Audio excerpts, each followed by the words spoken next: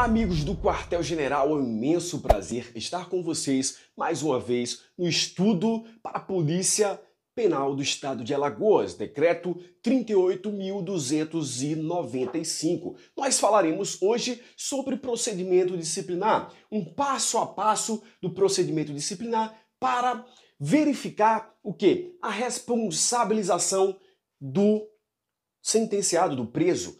Se o preso é ou não responsável por uma determinada conduta que aconteceu dentro do estabelecimento prisional. Então vamos começar aqui passo a passo, lentamente aí para a gente observar alguns detalhes importantes para a nossa prova, Para falar a verdade, esse ponto aqui do nosso decreto, do nosso ato normativo, é um ponto que a gente deve bem devagar. Se alguma questão for cobrada, a gente tem que prestar muita atenção aos detalhezinhos ali que poderão ser cobrados, ok?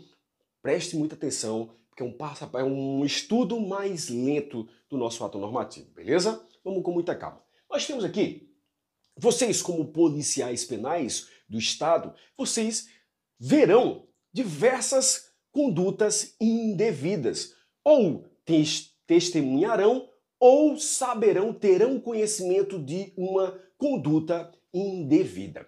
E se isso acontecer, vocês redigirão um comunicado de um evento, ok? Esse comunicado ele deve ter algumas informações, como o nome e matrícula dos servidores que estão ali envolvidos. Nós temos número 2 aqui, o local e a hora da ocorrência. Temos número 3, as testemunhas, e temos número 4, nós temos aqui a descrição minuciosa do fato. Eu não vou cortar não, às vezes eu erro falando aqui sem problema nenhum, sem cortes, ok? Então, descrição minuciosa do fato. Essas informações, elas são muito importantes, pois esse comunicado de evento será registrado no sistema e, posteriormente, não é imediatamente, mas posteriormente, ele vai se transformar em um processo, ok? Não é imediatamente, mas a autoridade competente vai verificar, realmente essas informações aqui, elas são informações sérias de uma conduta que aconteceu e nós devemos tomar as providências cabíveis, ok? Então nós temos aqui esse comunicado que deve ser enviado para o superior imediato, superior imediato daquele policial penal, perfeito? Nós temos o segundo passo, nós temos aqui que o diretor-geral providenciará a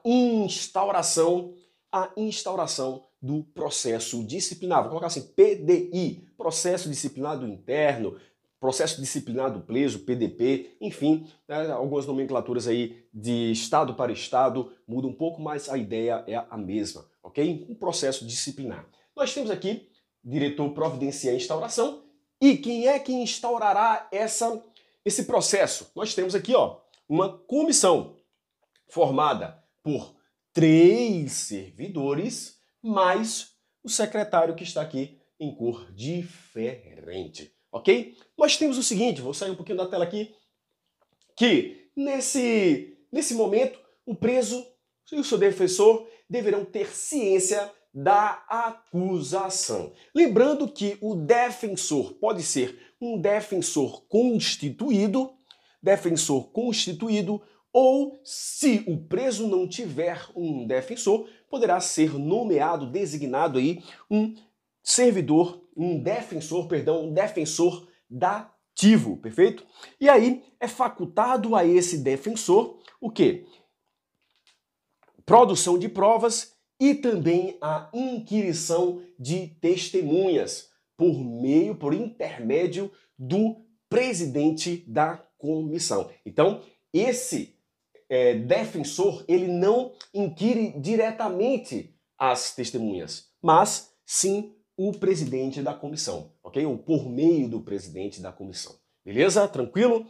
Prosseguindo, nós temos aqui que essa comissão, ela redigirá o quê? Um relatório conclusivo a respeito da responsabilidade ou da inocência do preso naquele fato, ok? E nós temos aqui que em 24 horas esse relatório deve ser enviado ao diretor vou falar assim, diretor geral, que abrirá vista para quem? Para o defensor, em até 3 dias, apresentar o quê?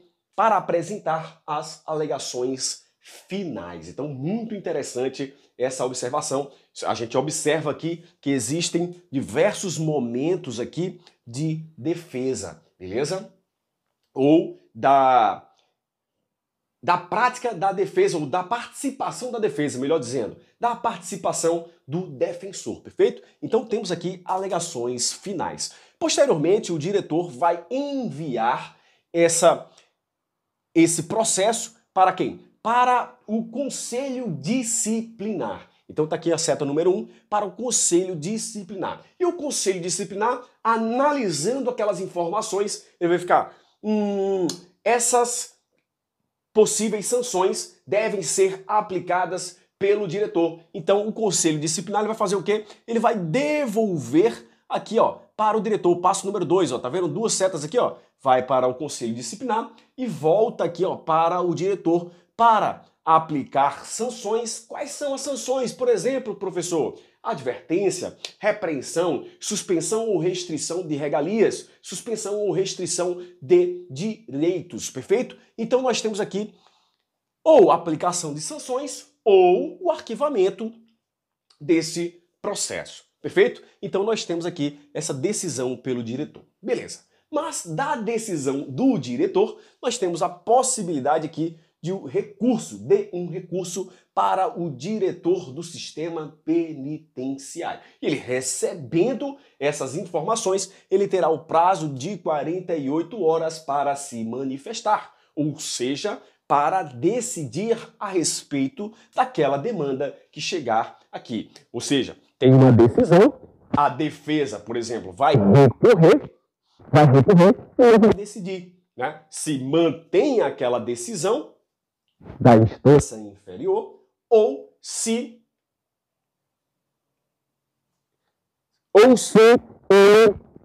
acata o recurso que foi feito, ok? Pela defesa, por exemplo. Então, nós temos aqui esse passo a passo, né? Observem, eu falei bem devagar aqui para a gente ter uma ideia geral aí desse mapa mental, beleza? Então, copiem esse quadro que é muito importante e já já nós passaremos para o nosso segundo quadro, perfeito? Tranquilo? Nós temos aqui também informações muito importantes nesse segundo quadro. Temos 3 quadros aqui a respeito deste assunto. Nós temos aqui que não poderão ser testemunhas quem for interessado na causa e também parentes não poderão ser testemunhas, mas poderão ser consideradas pela autoridade, ser consideradas informantes, ok? Nós temos outra informação importante aqui, que os danos ao Estado, a terceiros, deverão ser ressarcidos. E também nós devemos que, além desse ressarcimento, nós deveremos ter a aplicação da sanção sem problema algum. A aplicação da sanção não eximirá aí, não excluirá o dever de ressarcimento. E nós sabemos que o produto do trabalho, né, vocês sabem que os presos, eles trabalharão e existe uma remuneração pelo trabalho executado. E aí, essa remuneração serve para diversas finalidades. Dentre elas, nós temos aqui a possibilidade de pagamento de ressarcimento também, beleza? Através daquele... E a sobra constituirá o pecúlio, aquela caderneta de poupança que nós sabemos, beleza? Nós temos aqui o início do processo. O início do processo disciplinar do preso acontecerá 5 dias aí do conhecimento do fato e deverá ser concluído em até 10 dias. É muito importante essa informação aqui.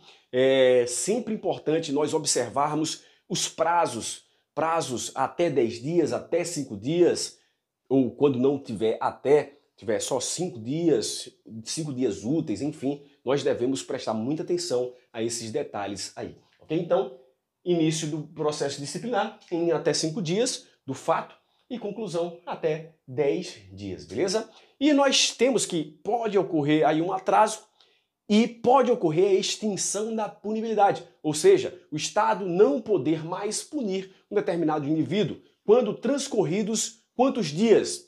45 dias para advertência, 60 dias para repreensão e 90 dias nos demais casos, a contar de que? Do fato. Então, muita atenção a essa informação a respeito da extinção da punibilidade, beleza? Nós temos outra informação também muito importante. Cara do Sebrasp é a cara do Sebrasp de verdade. Potencial questão de prova. Nós temos aqui que é possível o quê? Pedido de reconsideração. O que é o pedido de reconsideração? Parece um pouco com recurso, mas o recurso ele vai para a autoridade superior, enquanto o pedido de reconsideração ele vai para aquela mesma autoridade que proferiu a decisão. E nós devemos lembrar que o pedido de reconsideração vai acontecer quando tivermos o quê? Fatos novos a respeito daquela situação, fatos que não foram analisados na primeira ou demonstrados na primeira decisão. Então nós temos aí a possibilidade de pedido de reconsideração e a informação mais importante é que esse pedido de reconsideração não tem efeito suspensivo. Cara do Sebrasp, muita atenção. Sebrasp e também aqui, ó, Sebrasp. Fica esperto nesse segundo quadro e já já nós voltaremos falando sobre o isolamento cautelar no nosso último quadro, beleza? Copia, pessoal, copia, print da tela.